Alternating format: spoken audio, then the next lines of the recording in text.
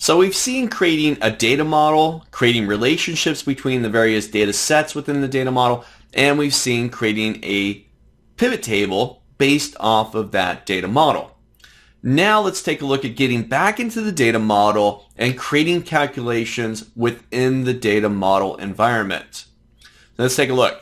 I've got the example file back open here. I'm still sitting on the newly created pivot table based off of the data model that we've created.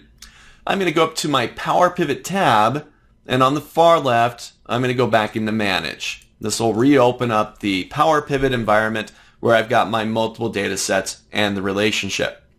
So now I want to create some calculations based off of this data. We've seen how to create calculations inside of a pivot table, but that's in the pivot table environment. That's not a part of our data model. So I'm currently on the Order Info tab within my data model. And I can see all my data up above. Down below, I've got a few rows that are really reserved for calculations that I want to create based off of this data. For example, we saw how we can create an average freight back inside of the pivot table environment. But let's take a look at how you can do an average freight within the data model. So I'm going to hop over to my freight column. Really doesn't matter where, just as long as I'm inside the freight column. Inside the freight column, I'm then going to go to my Home tab, top of my screen. Towards the far right, we got a section called Calculations. And inside of here, we've got an Auto Sum button.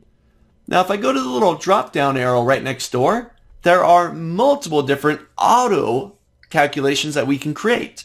And one of them is average. I'll go ahead and select average.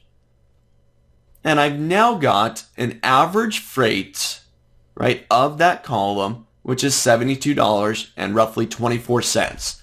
Average freight among all the orders within this data set. Just a couple clicks of the mouse, nothing big. You know, maybe I want to count how many employees we have inside of here, or how many customers have placed orders inside of this orders table. Or maybe I don't want to get an average freight, I want to get a sum of freight. Or I want to count how many different times we use different shipping methods. You know, there's multiple things we could do here, but we can perform calculations.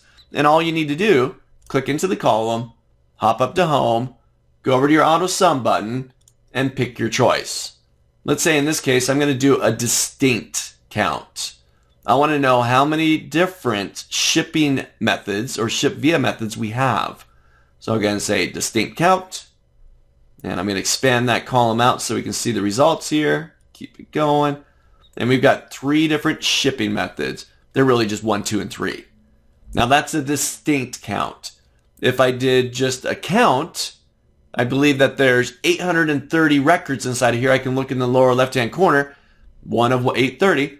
There are 830 different ship via, not distinct, but ship via values inside this data set.